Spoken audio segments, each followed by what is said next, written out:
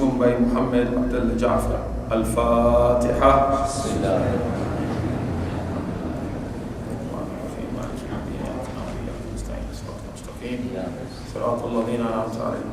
And also before we begin, inshallah, let's all raise up our hands 5 times. Amma yujib al-Muttar for Hajj Hussein Rashid, inshallah, who's at the hospital. May Allah subhanahu wa ta'ala make it easy for him, inshallah. Bismillahir Rahmanir Rahim. Amma yujibul muhtarra idha da'ahu wa yakshifu as-su'. Amma yujibul muhtarra idha da'ahu wa yakshifu as-su'. Sallallahu wa sallim alayka ya Rasul Allah wa ala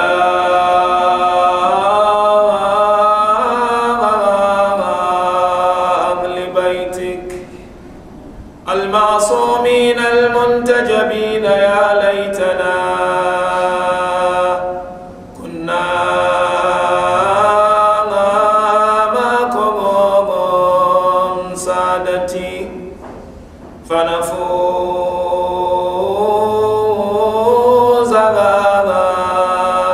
فوزا عظيما. أعوذ بالله من الشيطان اللعين الرجيم. بسم الله الرحمن الرحيم. ومن آياته أن خلق لكم من أنفسكم أزواجا لتسكنوا إليها وجعل بينكم مودة ورحمة إن في ذلك لآيات لقوم يتفكرون. آمنا بالله صدق الله العلي العظيم. صلوات اللهم صل على محمد وآل محمد. First of all, we thank Almighty Allah subhanahu wa ta'ala for granting us with this great and wonderful moment after going through this beautiful dua, tawassul of Ahl Bayt al-Isma wa Tahara, to have our majlis to remind one another of our beloved religion of Islam, and of course to remind one another of our duties and responsibilities as lovers and the followers of Ahl Bayt. Tonight majlis, as we all know, it is requested by Hajj Ibrahim Ja'far on the occasion of the engagement of his daughter to our brother Muhammad, the brother to Sheikh Ali Hussein Datu. So the majlis is dedicated to the soul of the marhumin we mentioned. So looking at the aim of the majlis, my topic of tonight, we're going to look at factors that help us to strengthen our marital relationship. Because it is about the engagement, it is about marriage. And most of us here, we are in marriages. And some of us, we have intention to enter into marriage. And we all know without a shadow of doubt, the most important and sacred institution in the eye of Allah subhanahu wa ta'ala is the institution of marriage. And if there is a platform that you can get Jannah easily, it is through marriage. It is the very quickest way to get to Allah and to get to Jannah. And it is a way also that you can, it's very, very slippery. You can fall and you cannot get to Jannah. So therefore, we're going to look at few factors. There are so many factors. Inshallah, we'll have time to discuss them more into details. That inshallah, whenever married person is able to put it in his or her marriage, whether you are newly married or you are old in marriage, inshallah, every day of your nikah or every day of your marriage will be like the day when the marriage was contracted. And therefore, the verse we quoted, you know, is a very famous verse. Whenever we discuss about marriage, we refer to this particular verse of Quran, chapter 21. Allah Tabaraka wa Ta'ala explicitly made it very clear that amongst my sign is marriage. But now, when you look at this verse and other verses of nikah, There are so many factors within those verses that Allah Tabaraka wa Ta'ala and Rasulullah highlighted as factors. When we put in place, it will strengthen our relationship. So let us look at 2 or 3 of them tonight, inshallah. The first one is ash-shukru wa takdir. You are in marriage with your family, with your wife or with your husband. There is this important factor. If it is found in your marriage, inshallah, that marriage will be the best marriage. You know, sometimes people, they are in marriage, but they are not happy. When they all reach in the house, this one sits in that corner and the other one sits in that corner. No one is talking to the other. We have got marriages like that. They cannot tell one another, go out. They just stay for staying sake. There is nothing there. And of course, we've got relationship where there are so many animosities in those relationships. We've got a relationship that people went out and they are separated. So the first factor, which is very, very important, is the factor of being grateful to your partner. Being grateful to your wife, and you as husband, you are also your wife being grateful to you. Hardly we find sometimes we are grateful to our wives, and vice versa. Many a times we don't become grateful to our wives and they don't become grateful to us. But Islam is telling us if there is one important factor that will help a marriage to become a good marriage, is when husband one day or now and then in that marriage realize that this lady, she is sacrificing her life for me and my children. This lady is going through so much pain for me and my children. Why can't I be grateful to her? The same thing a lady, when she realized that this husband is sacrificing every day and night going out to fend for us, why can't I be grateful to him? Therefore you realize that Allah subhanahu wa ta'ala himself in Quran said, Wallahu Ghafurun Shakur. You look at chapter Shura, verse 23. It said Allah is Ghafur and Allah is Shakur. This is Sigatul Mubalaga in Arabic. When it comes to Sigatul Mubalaga, it means Allah is forever Ghafur. Yani forever, every single minute and every single moment, Allah is forgiving people their sins. And the second one, Allah is Shakur. Allah is forever grateful to who? To his servant. When you do small thing, Allah is grateful to you. And how does Allah becomes grateful to us? You know, when you make salah, the benefit is for you, but Allah is grateful for that salah. When you recite dua, the benefit is for you, but Allah is grateful for that dua. When you go for Hajj or you do something good, charity, Allah is grateful. How does Allah become grateful? Allah becomes grateful, number one, by increasing your wealth. Number two, Allah becomes grateful by forgiving you your shortcomings. Number three, Allah becomes grateful by accepting your dua. You find something you want and you are asking Allah, mentioning that thing, the next day you go, you find it. Allah is grateful to you. And the greatest gratefulness of Allah is when we go on the day of Qiyamah, you will put each and every one of us in Jannat al-Firdaus. So if Allah in Quran said, I am a Ghafoor, and I am Shakur, I am grateful to you, why can't we be grateful to one another? When Rasulullah said, Man lam yashkur al-makhluq, lam yashkur al-khaliq. Whoever is ungrateful to the creatures of Allah, he or she will never be grateful to Allah subhanahu wa ta'ala. So thankfulness or gratefulness begin with that woman you stay together under one shade. It begins with that husband you stay together under one shade. Isn't it Allah in Quran said, Al-jaza'ul ihsan illa al-ihsan? Isn't that the reward of goodness is goodness? Isn't that the reward of kindness is kindness? So when your wife, she's kind to you, why can't you in return also show kindness to her, even twice or double what she showed to you?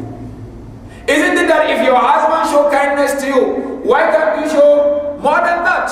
And look at Allah subhanahu wa ta'ala beautifully when he comes down to our level to the level of the creatures. After finishing that, he is also grateful. He begins with our fathers and our mothers. And you know, very famous common verse.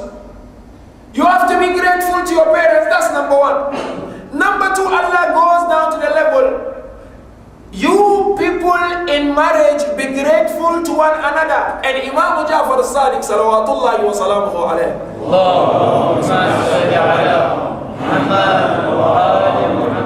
Imam Ja'far alayhi salatu wassalam said, Ushkur man an'ama alayk.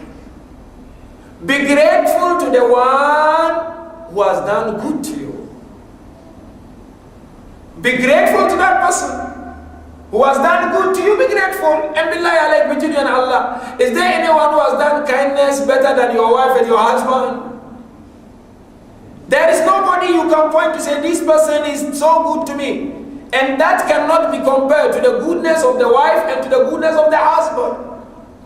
Therefore, Islam encourages us as men and as women. But unfortunately today you find some of us men, instead of us being grateful to our wives, what we do? Sometimes when we attack them, we attack their parents also. Wallah, we've seen situations where people, when they attack the wife, they attack the parents who are buried at cemetery. Some, when they get angry, they lose it completely. They will attack and say, this is how your father was, when the father is already buried. Therefore Rasulullah comes on and said, La tasubbu al-amwat, do not insult any dead person. Because if you insult any dead person, you will be insulted alive and after your death. So therefore we need to be grateful to them. Look at Rasulullah. One day, you know, Alimatu Sa'adiyah, she was the nursing mother of Rasulullah. One day Rasulullah went and bought 40 sheep. 40. And then he brought it to Halimatu Sa'adiyah. They asked Rasulullah, why are you giving all these things to Halimatu Sa'adiyah? He said, I cannot be ungrateful to Allah and to this lady. This lady was my nursing mother. So this 40 is to show gratefulness and thankfulness to Khadija. Therefore, even Islam came forward and said, not to only be grateful to your wife and your husband, their parents, your in-laws, you have to be grateful to them. Someone who gave birth to your wife, and he looked after the wife, and then he gave you for marriage, you have to be grateful to that person according to Islam. And the same thing as a lady, you have to be grateful to the parents of the husband. Therefore you find our beloved Rasul, even after the death of Bibi Khadija salamullahi alayha, Rasulullah would never stop talking about the goodness of Khadija and asking Allah to grant Khadija a lot of mercy and rahmah. So Rasulullah is teaching us. This is a very good wife, and she was so kind to me. Rasulullah would say, this Khadija is a lady.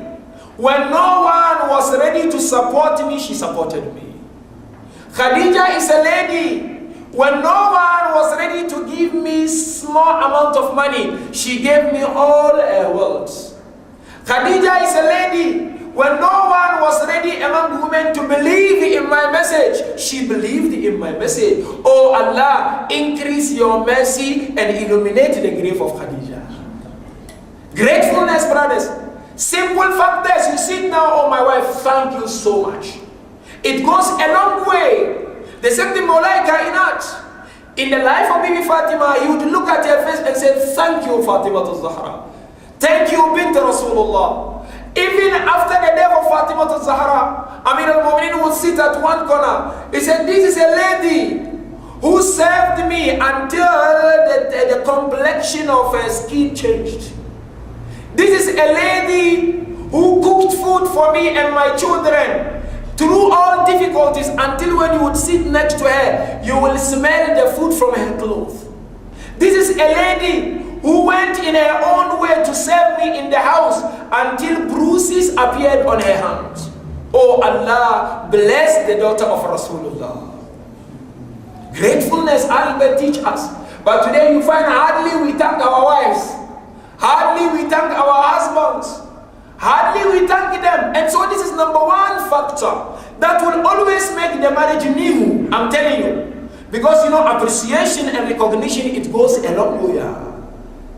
Once I recognize you as my husband, and I recognize you as my wife, wallah, it goes a long way.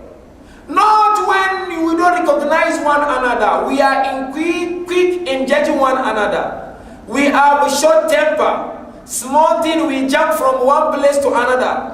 All those things. Look at the Baqarah, verse 237. Allah talking about inheritance, but at the end Allah said, وَلَا تَنْسَوُا الْفَضْلَ بَيْنِكُمْ. Do not forget the goodness between you and your wife. The same as Allah talking about talaq. He said, yes, you guys want to do talaq, but وَلَا تَنْسَوُا الْفَضْلَ بَيْنِكُمْ. Don't forget the goodness between you and them. You may want to divorce, but there was something good that happened between you and them. So don't forget that goodness. So gratefulness, brothers, is very, very important in Islam. Once we learn to tell somebody, ask, how do we thank them? When she cook food, do I have to thank her? When she do this, you have to... No. There are ways of thanking. It's not like every day you cook food. No. Appreciate the person if it is once a month, once a week. Show the person qawlan wa fi'lan, with your word and with your actions. Show it. Therefore you see Allah subhanahu wa ta'ala comes in Quran and said, this is the nature of an insan.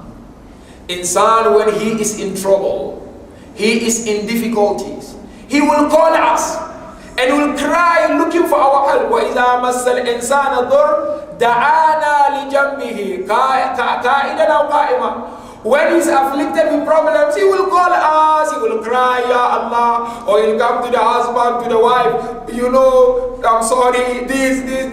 But Allah said, فَلَمَّا كَشَفْنَا عَنْهُ ضُرٌّ مَرَّ كَأَلَّمْ يَدْعُنَا إِلَى ضُرٍّ مَسَّهُ. But when that problem is attended to his soul, it will be as if he was not the one who was asking for help. So the same thing applies to us.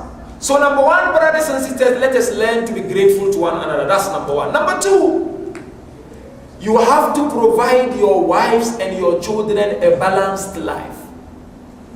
What is balanced life? Balanced life is a factor that will make the marriage every day new. You know, Allah mentioned in Quran, وَالَّذِينَ إِذَا أَنْفَقُوا لَمْ يُسْرِفُوا وَلَمْ يَقْتُرُوا وَكَانَ بَيْنَ ذَلِكَ قَوَامًا. They are those when they make infaq, they provide to their family, they provide to their children, they are not extravagant. And they don't do it also below. You know, when you are extravagant in provision, you will lose it one day. And if you are below, you will lose it one day. So Allah said one of the factors which will help the marriage, be balanced. Not that extravagant and not also below. Make it balanced. Because if I am extravagant to my wife, to my husband, to my children, the day that I don't have, it will cause a big mess. And we've seen that in many situations. And if I'm below, I don't want to take out. I don't want to look after my wife. I don't want to look after my children. Definitely that one also, the day it backfire, it will backfire to such an extent that it cannot be amended easily. So therefore the second point is that be balanced in the way you spend.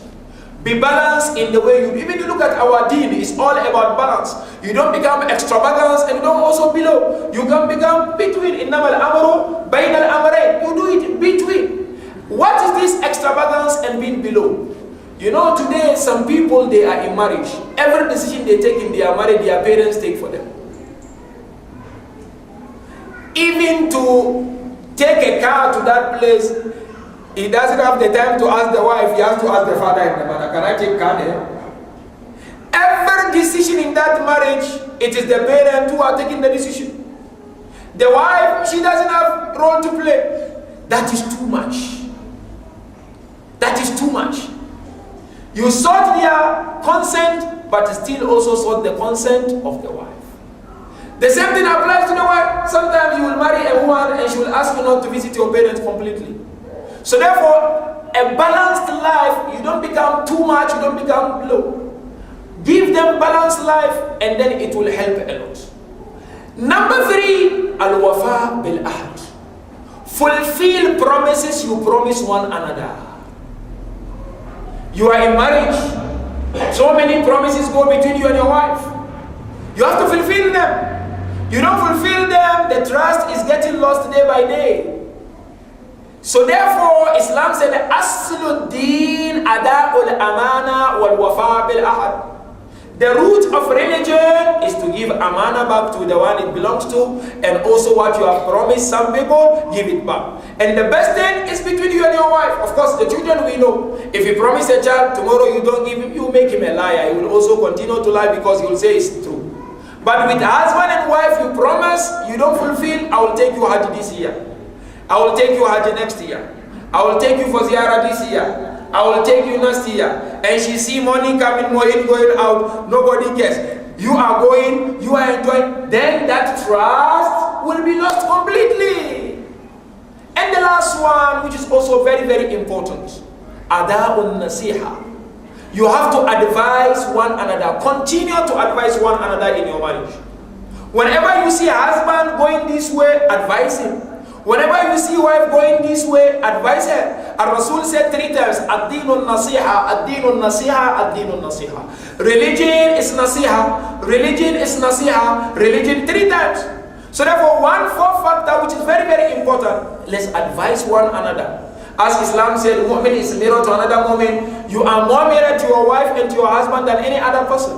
Let the husband see himself in you, and you see yourself in the husband. Advise one another. If the person is doing wrong, don't sit and fold your arms and not advise him.